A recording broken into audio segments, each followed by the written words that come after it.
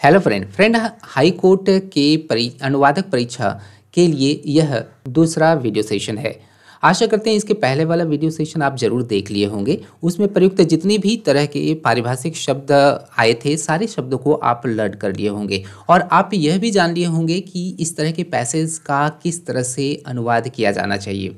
Friend, आप लोगों के रिक्वेस्ट पर मैंने फिर से एक अनुच्छेद लिया हूँ और अनुच्छेद पूरी तरह से आधारित है लीगल अफेयर्स पर, अर्थात विधि पर आधारित है, जो आपके इस तरह के एग्ज़ाम के लिए काफ़ी इम्पॉर्टेंट है। फ्रेंड, जैसा कि हम लोग पिछले वीडियो सेशन में हर एक तरह के पारिभाषिक शब्द को लिए हुए थे, जाने हुए थे, समझे हुए थे, हम लोग आज के इस वीडियो सेशन में भी हम लोग सबसे पहले क्या करेंगे कि जितने भी पारिभाषिक शब्द का प्रयोग हुआ है इस अनुच्छेद में, उन तमाम तरह के शब्दों का हम लोग लक्ष्य भाषा में पर्याय लेंगे और इसके बाद फिर हम लोग इसका अनुवाद एक एक वाक्य का करते चले जाएंगे। फ्रेंड, काफ़ी इम्पोर्टेंट यह सेशन है, इसलिए किसी भी तरह से आप स्किप ना करेंगे। एक एक चीज़ को आप समझिएगा कि कैसे अनुवाद किया जा रहा है। मैं तोड़ करके मैं इसे समझाने का पूरा प्रयत्न करूँगा। तो फ्रेंड्स, सबसे पहले हम लोग लेते हैं पारिभाषिक शब्दों को। पारिभाषिक शब्दों में सबसे पहला यहाँ पर हम लोग देख पा रहे हैं अ रिट ऑफ प्रोहिबिशन। ठीक है, रिट की कहते किसे हैं? फ्रेंड, रिट को हम लोग कहते हैं आदेश। यह किस तरह का आदेश है? यह पूरी तरह से एक लीगल टर्म है ना। यह किस तरह का आदेश है? यह न्यायालय के द्वारा जारी किया गया ऐसा आदेश है जिसमें कि किसी भी व्यक्ति को यह आदेश दिया जाता है, किसी भी अभियुक्त को यह आदेश दिया जाता है कि वह कुछ खास तरह का काम ना करे। जैसे कि कोई भी व्यक्ति यदि अभियुक्त है तब फिर उसको अगर कोर्ट की तरफ से यह आदेश चला जाए कि आप शहर को छोड़ करके ना जाएं, आप फलाना तरह का काम ना करें, तब उस तरह का जो आदेश होगा वह रिट ऑफ प्रोहिबिशन कहलाएगा। ठीक है। हालांकि रिट्स जो होते हैं कई तरह के होते हैं, आप इसी पैसेज में अन्य तरह के भी रिट्स आप देख पाएंगे। ठीक है, सबसे पहले हम लोग इसको समझ लेते हैं कि ये है क्या चीज़। रिट ऑफ प्रोहिबिशन को हम लोग निषेध कहते हैं और रिट को हम लोग आदेश कहते हैं। ठीक है, तो इसे मिला करके क्या हम लोग देंगे, इसका मीनिंग निषेधाज्ञा। ठीक है, निषेधाज्ञा ये हो गया, या हम लोग कहेंगे निषेध का रिट। रिट को रिट भी कह सकते हैं, लेकिन यहाँ निषेधाज्ञा ज़्यादा अच्छा लग रहा है, आप निषेधाज्ञा शब्द का प्रयोग करेंगे। आगे देखते हैं कि अन्य किस तरह के लीगल टर्म का इस पैसेज में यूज हुआ है। Writ of prohibition is issued by a court to prohibit मतलब निषेध करना या मनाही करना। द लोअर कोर्ट्स मतलब निचली अदालतों, और ट्रिब्यूनल्स को हम लोग कहते हैं हिंदी में ट्रिब्यूनल से ही कह सकते हैं, नहीं तो इसके लिए हम लोग जो शब्द का प्रयोग करेंगे वो शब्द होगा हम लोगों का न्यायाधिकरण। ठीक है, न्यायाधिकरण। तो यहाँ लोअर कोर्ट्स के लिए हम लोग ले लें निचली अदालत। काफ़ी सिंपल सा यह वर्ड है। और इसके बाद फिर हम लोग ट्रिब्यूनल्स के लिए ट्रिब्यूनल लिखेंगे, नहीं तो फिर हम लोग लिखेंगे न्यायाधिकरण। ठीक है, इसके बाद फ्रेंड हम लोग फोर्थ को देखते हैं कि कौन सा आया हुआ है ऐसा लीगल टर्म। देखिएगा, क्वाजाई जुडिशियल अथॉरिटीज़ है ना। क्वाजाई को हम लोग हिंदी में कहते हैं अर्ध, और जुडिशियल को कहते हैं हिंदी में न्यायिक, और अथॉरिटीज़ को हम लोग कहते हैं अधिकारी। ठीक है, अर्ध न्यायिक अधिकारी। ठीक है, from doing something beyond their authority कहने का मतलब क्या हुआ, हम लोग मौखिक रूप से यहाँ समझ लेंगे। छोटी छोटी चीज़ें हैं, अपने अधिकार से परे। ठीक है, अधिकार से परे को हम लोग कहेंगे बियॉन्ड ऑथोरिटी। इसके बाद देखेंगे it is issue to direct inactivity. To direct मतलब निर्देश देना, इनएक्टिविटी मतलब कुछ ना करने का निर्देश। ठीक है, देना। इसके बाद फिर यहाँ पर देख पा रहे हैं एक शब्द है, ये पारिभाषिक शब्द है, वो कौन है? मैंडमस को हम लोग मैंडमस से ही कहेंगे, नहीं तो परमादेश कहेंगे। ठीक है, परमादेश, ये हो गया मैंडमस। ये पांचवा पारिभाषिक शब्द हुआ हम लोगों का। इसके बाद फिर देखते हैं ऐसा कौन सा पारिभाषिक शब्द आ रहा है। It is issued when the lower court और ट्रिब्यूनल एक्ट्स विदाउट और इन एक्सेस ऑफ ज्यूरिसडिक्शन। ठीक है, इन एक्सेस ऑफ ज्यूरिसडिक्शन को हम लोग हिंदी में कहते हैं अधिकार। सबसे पहले ये चीज़ जानिएगा, ज्यूरिसडिक्शन को हम लोग कहते हैं अधिकार क्षेत्र। अधिकार क्षेत्र से ज़्यादा, है ना, अधिकार क्षेत्र से परे, इसका हम लोग भाव इसी तरह से देंगे, अधिकार क्षेत्र से परे। ठीक है, हम लोग ज्यूरिसडिक्शन को सीधा सीधे यहाँ पर ले लेते हैं अधिकार क्षेत्र। जब हम लोग अनुवाद करेंगे तो अनुवाद की दृष्टि से हम लोग पूरे वाक्य का अनुवाद वहाँ पर करेंगे, अधिकार क्षेत्र। ठीक है, इसके बाद फिर हम लोग सातवां यहाँ पर देखेंगे, इन violation of rules of natural justice. यहाँ से यहाँ तक का हम लोग क्या करते हैं कि ट्रांसलेशन कर लेते हैं ताकि अनुवाद करने के क्रम में कोई परेशानी ना आवे। जस्टिस मतलब हो गया न्याय, नेचुरल जस्टिस का मतलब हो गया नैसर्गिक न्याय। नैसर्गिक न्याय के नियमों का वायलेशन मतलब उल्लंघन। नैसर्गिक न्याय लिख लीजिएगा, नैसर्गिक न्याय के नियमों का उल्लंघन। ठीक है, आगे देखते हैं क्या है, और in contravention of fundamental rights. इसको हम लोग मौखिक रूप से समझ ले। कॉन्ट्रावेंशन का भी मतलब होता है उल्लंघन। ठीक है, फंडामेंटल राइट्स को हम लोग हिंदी में क्या कहते हैं? फंडामेंटल राइट्स को हम लोग मौलिक अधिकार कहते हैं। ठीक है, तो मौलिक अधिकार के का उल्लंघन, इस तरह से इसका हो गया मौलिक अधिकार का उल्लंघन। हम लोग 7 अभी तक पारिभाषिक शब्द ले चुके हैं और 8वां हम लोगों का होगा यहाँ पर, it can also be issued when a lower court और tribunal acts under a law. देखिएगा फ्रेंड, यहाँ पर अधिनियम मत समझ लीजिएगा, आपको अंग्रेजी के सेंटेंस पर फोकस करना है। यह एक वर्ब है। ठीक है, ट्रिब्यूनल ये सब्जेक्ट हो गया, इसका वर्ब यहाँ पर आ रहा है, acts under a law that is itself ultra vires. देखिएगा, अल्ट्रा वायरिस का मतलब हम लोगों को समझना है।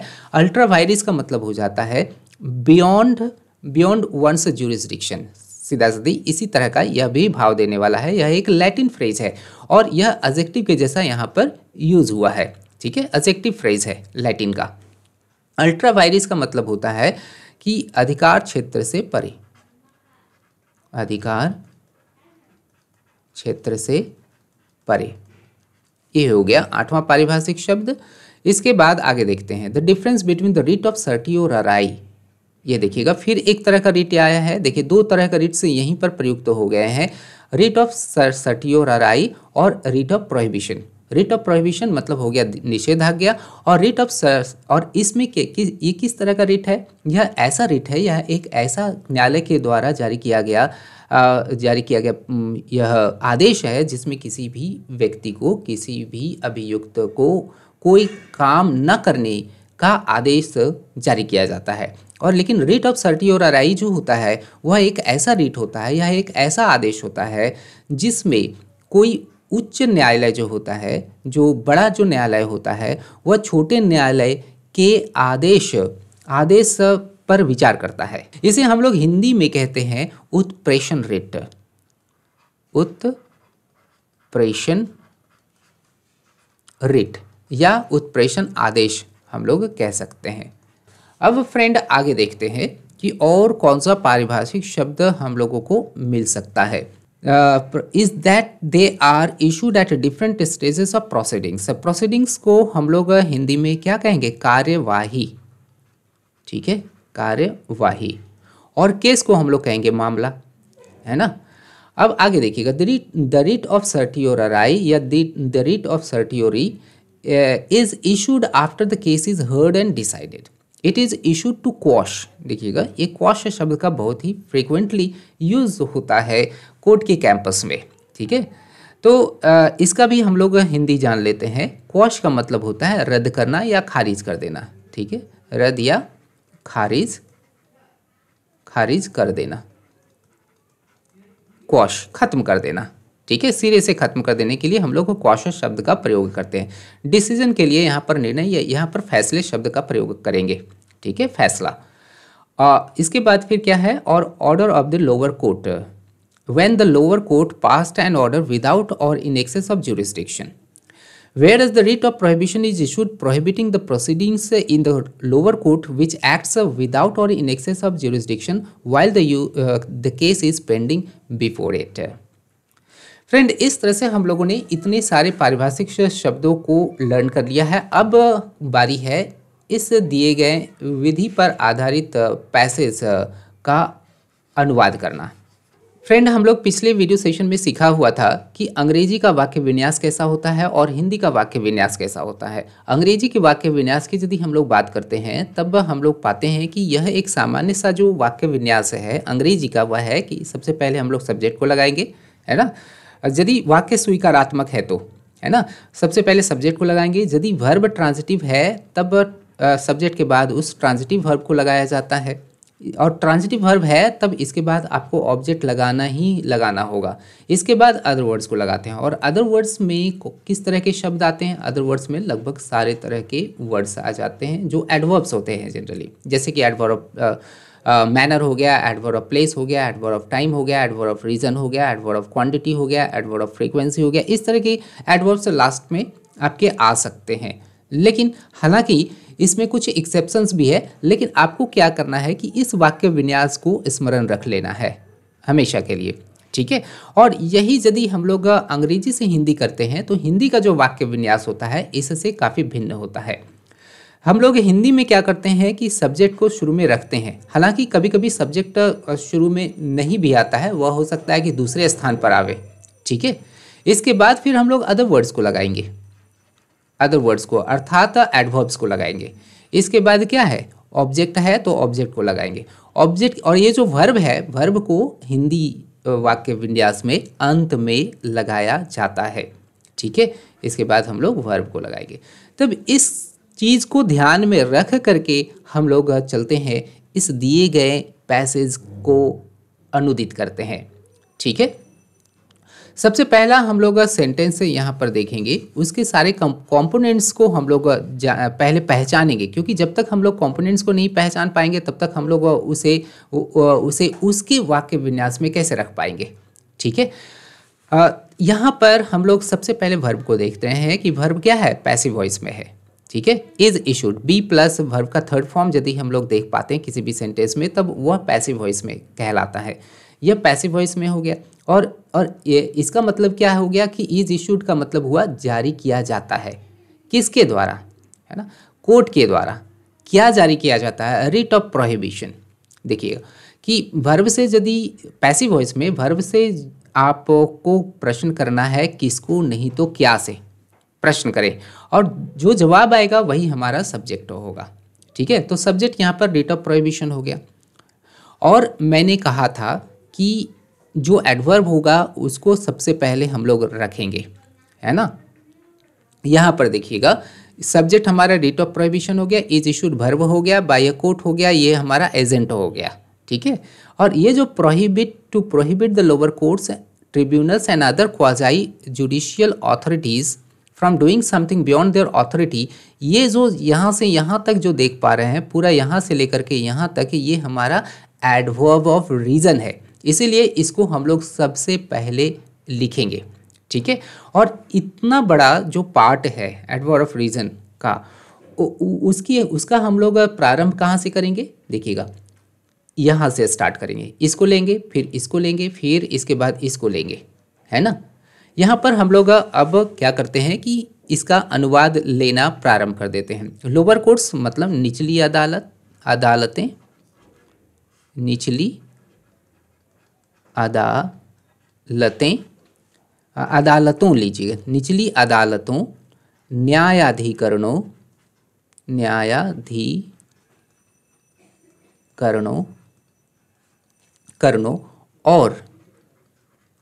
और अन्य। देखिएगा क्वाजाई जुडिशियल अथॉरिटीज़, हम लोग इसका हिंदी पर्याय ऑलरेडी ले चुके थे, ठीक है। न्यायाधिकरणों और अर्ध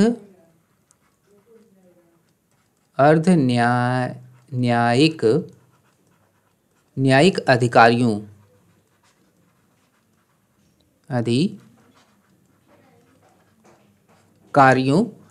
को क्या है? From doing something beyond their authority, क्या रोका जा रहा है ना इन सभी को। तो from doing something beyond their authority, इसका अधिकारियों को उनके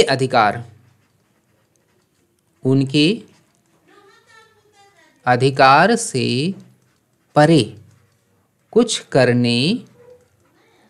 करने से रोकने के लिए देखिएगा। इसके बाद फिर क्या करना है, ये पूरा का पूरा यहाँ पर ट्रांसलेशन मिल गया हम लोगों को।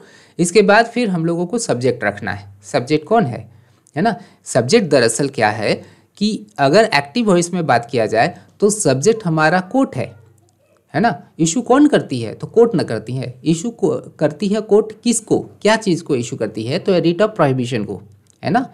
इसीलिए हम लोग यदि इसे एक्टिव वॉइस में कन्वर्ट करते हैं तो हम लोग यहाँ पर कोर्ट को कहेंगे, कोर्ट को लेंगे यहाँ पर, है ना, के लिए अदालत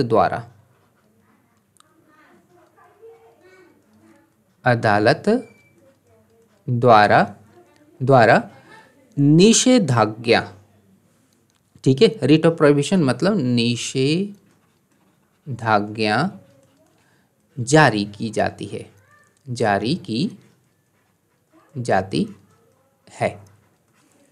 ठीक है। यहाँ इस तरह से इसका अनुवाद हम लोगों ने कर लिया। अब फ्रेंड हम लोग दूसरा सेंटेंस का अनुवाद देखते हैं।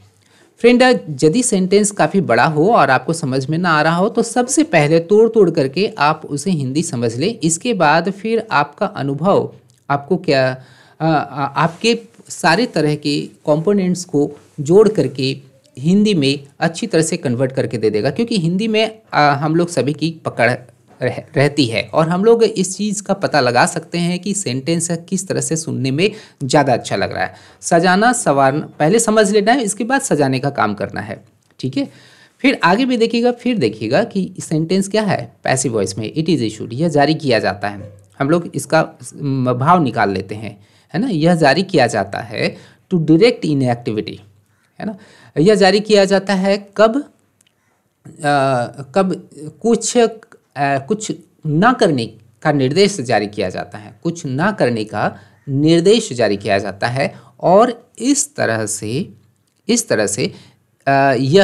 ये जो रिट है यह डिफरेंट है, यह भिन्न है, किससे? मैंडमस से भिन्न है। और मैंडमस जो है वो क्या कहती है कि वह कुछ करने के लिए निर्देश देती है ना। ये जो रिट ऑफ प्रोहिबिशन है, समझिएगा, रिट ऑफ प्रोहिबिशन जो है वह मैंडमस से इस कारण से भिन्न है कि रिट ऑफ प्रोहिबिशन कोई काम को ना करने का आदेश इशू करती है, तो जबकि मैंडमस जो होती है कुछ करने के लिए आदेश इशू की जाती है इसमें, ठीक है। तो इसी चीज़ का हम लोग यहाँ पर हिंदी अनुवाद कर लेते हैं, है ना। तो इसे जारी किया जाता है, इसे कुछ न करने के लिए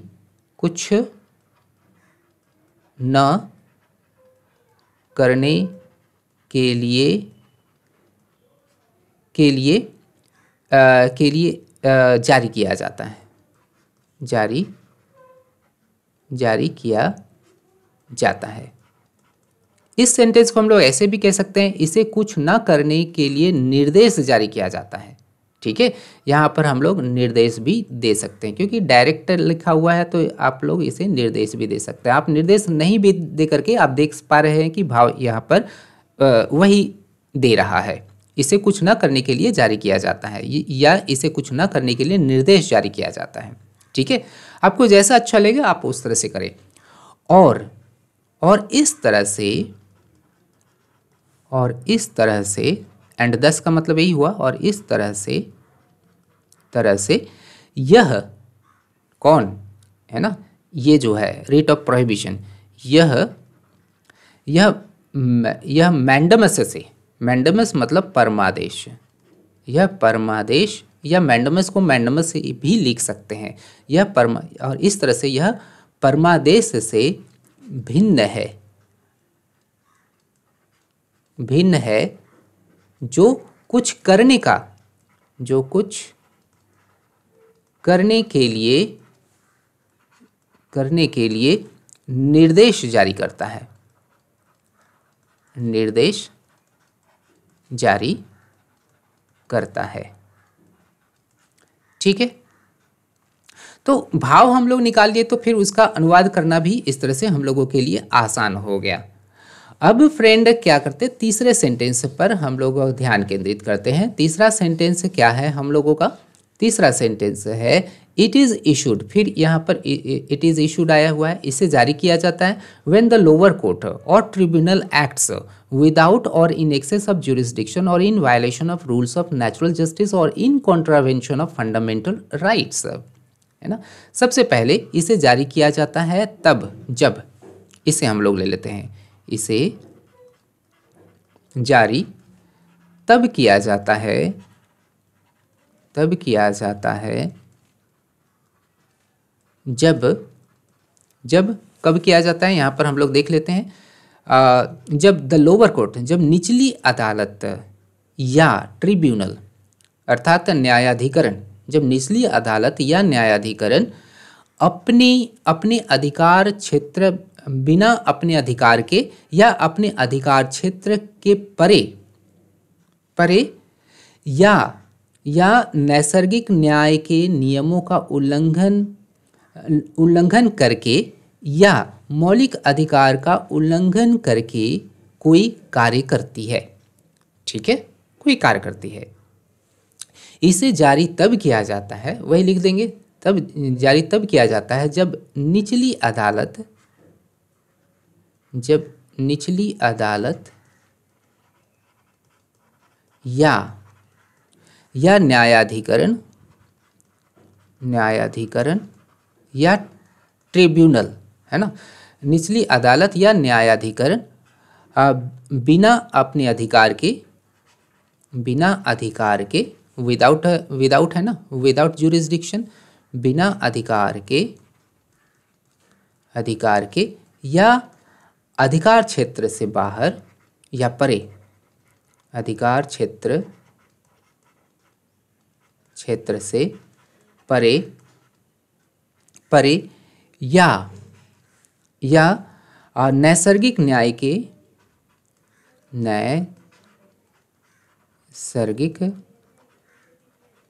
के नियमों का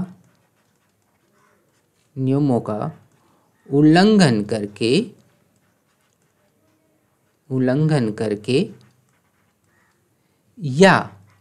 या मौलिक अधिकार, देखिएगा मौलिक अधिकार, अब मौलिक अधिकारों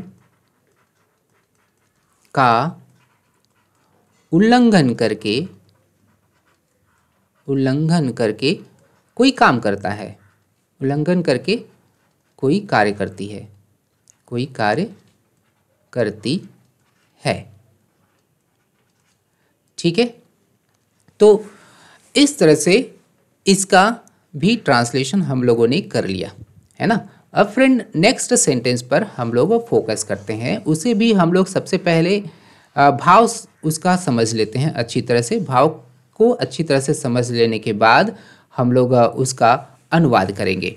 ठीक है, it can also be issued, इसे तब भी इशू किया जा सकता है जब निचली अदालत या ट्रिब्यूनल, निचली अदालत या न्यायाधिकरण किसी नियम के तहत काम करती है जो अधिकार क्षेत्र से परे होता है। ठीक है, जो अल्ट्रा वायरिस, मतलब कि जब अधिकार ना हो लेकिन अधिकार का प्रयोग वहाँ पर कर ले, है ना, गलत तरीके से, तब भी इसे इशू किया जाता है। इसी चीज़ को यहाँ पर लिख देना है कि इसे तब भी या उस समय भी जारी किया जा सकता है, जारी किया जा सकता है,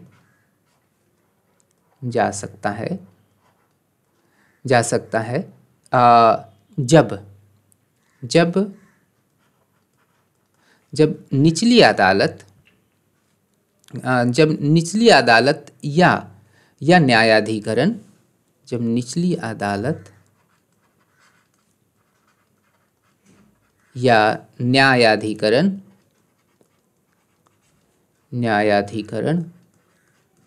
करण कोई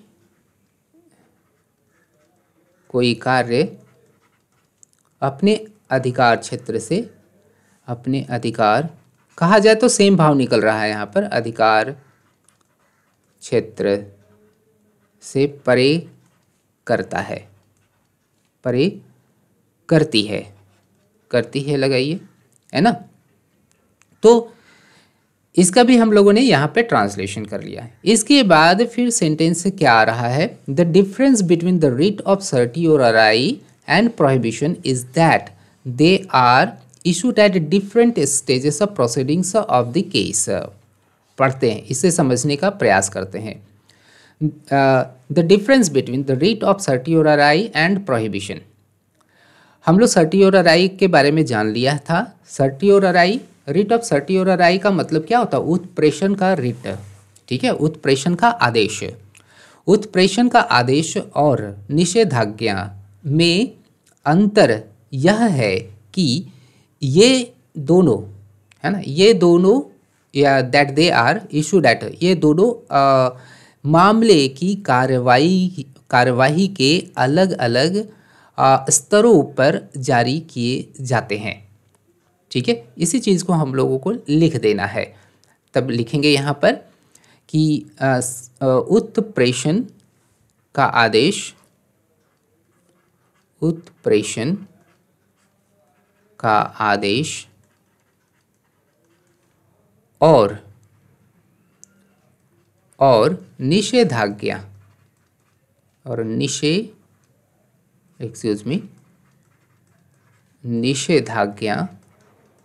निषेधाज्ञा में अंतर यह है कि ये दोनों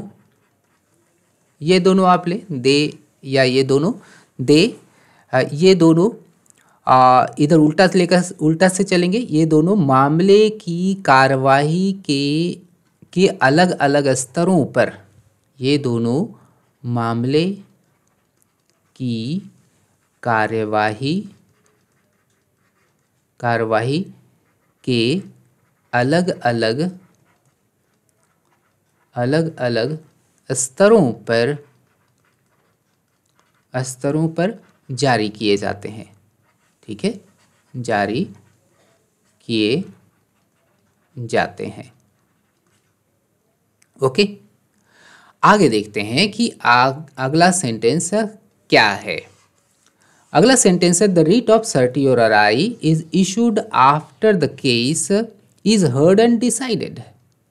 और ये जो रिट है, द रिट ऑफ सर्टियोराई को तब पारित किया जाता है जब कोई भी विशेष तरह की मामले को सुन लिया जाता है या उस पर फैसले दे दिए जाते हैं, तब इस तरह के रिट को इशू किया जाता है, ठीक है। इसी चीज़ को हम लोगों ने पहले डिस्कस कर लिया था कि रिट ऑफ सर्टियोराई क्या चीज़ है, ठीक है। तब हम लोग यहाँ पर लिखेंगे कि रिट ऑफ सर्टियोराई मतलब उत्प्रेषण का आदेश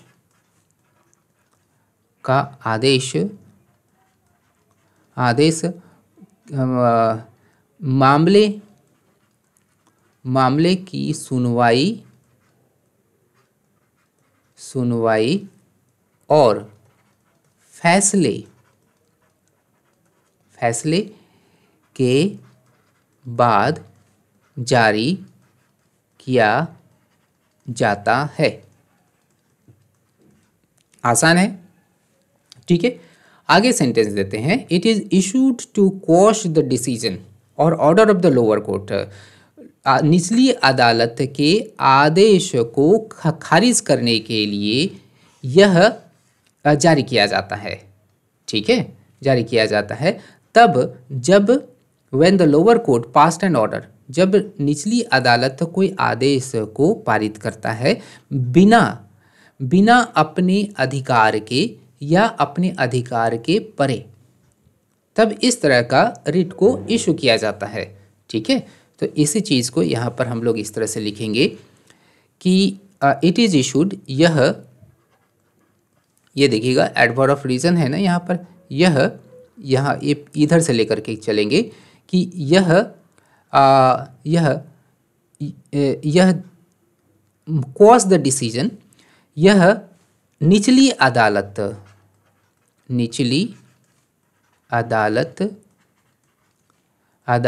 के आदेश या फैसले को खारिज करने के लिए तब जारी किया जाता है जब देखिएगा, जब निचली अदालत बिना अपने अधिकार के, जब निचली अदालत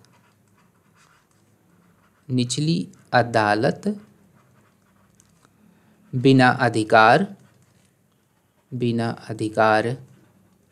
अधिकार के या अपने अधिकार क्षेत्र से परे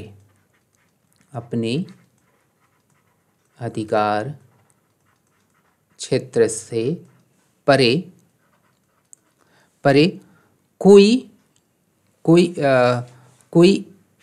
आदेश पारित किया हो, ठीक है, अधिकार क्षेत्र से परे कोई आदेश पारित किया हो, ठीक है। इस तरह से इसका भी यहाँ पर हम लोगों ने ट्रांसलेशन कर लिया। अब फ्रेंड हम लोग लास्ट सेंटेंस देख पा रहे हैं, उस लास्ट सेंटेंस का हम लोग कैसे ट्रांसलेशन करेंगे उसे भी हम लोग अच्छी तरह से जान लेते हैं, समझ लेते हैं। फ्रेंड यहाँ पर है वेयर एज एक कॉन्ट्रास्ट उत्पन्न करने वाला शब्द है, जबकि द रिट ऑफ प्रोहिबिशन, जबकि निषेधाज्ञा जारी किया जाता है, प्रोहिबिटिंग द प्रोसीडिंग्स, मामले को या कार्रवाई को रोकने के लिए। किस तरह की कार्रवाई? निचली अदालत के कार्यवाही को रोकने के लिए, रोकते हुए इस तरह का जो है ना रिट इशू किया जाता है। विच एक्ट्स विदाउट और इन एक्सेस ऑफ जुरिस्डिक्शन, फिर इसका भी हम लोग ट्रांसलेशन उसी तरह से करेंगे क्योंकि इसका प्रयोग बार बार हुआ है यहाँ पर। जबकि निषेधाज्ञा अदालत में, निचली अदालत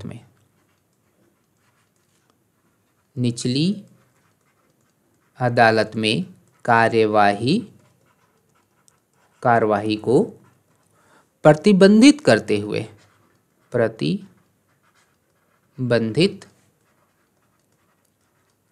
हुए जारी की जाती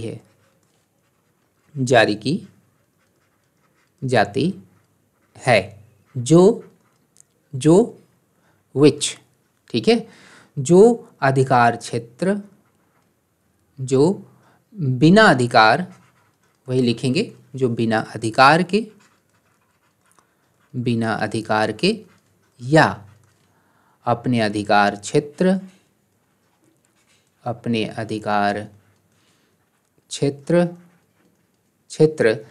से परे कार्य करती है। इसके बावजूद भी, देखिएगा वाइल का मतलब होता है इसके बावजूद भी, है ना, इसका मतलब हम लोग यही निकालेंगे। इसको हम लोग इस तरह से यहाँ पर लिखेंगे, इसके बावजूद भी वाइल, इसके बावजूद, ये कॉन्ट्रास्ट को दर्शाने वाला कंजंक्शन है, ठीक है। इसके बावजूद कि मामला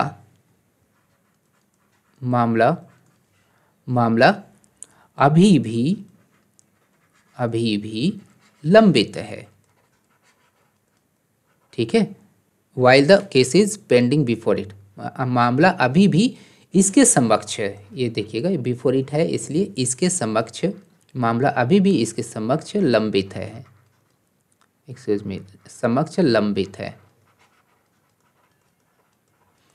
ओके, तो फ्रेंड, इस तरह से हम लोगों ने देखा कि कैसे हम लोग किसी भी विधि पर आधारित अनुच्छेद का अनुवाद कर सकते हैं। इसमें थोड़ी सी प्रॉब्लम कहाँ आ सकती है, तो शब्दावली पर। आपको पारिभाषिक शब्दावली पर विशेष तरह से फोकस करना है। आप हमसे अवश्य जुड़ेंगे। आपके लिए इस तरह के कोर्स ऑलरेडी उपलब्ध कराए गए हैं। आप कोर्स के लिंक पर जा कर के अपने कोर्स को देख सकते हैं। लिंक डिस्क्रिप्शन में दे दिए गए हैं। आपकी स्वर्णिम भविष्य की शुभकामनाएं। Thank you very much.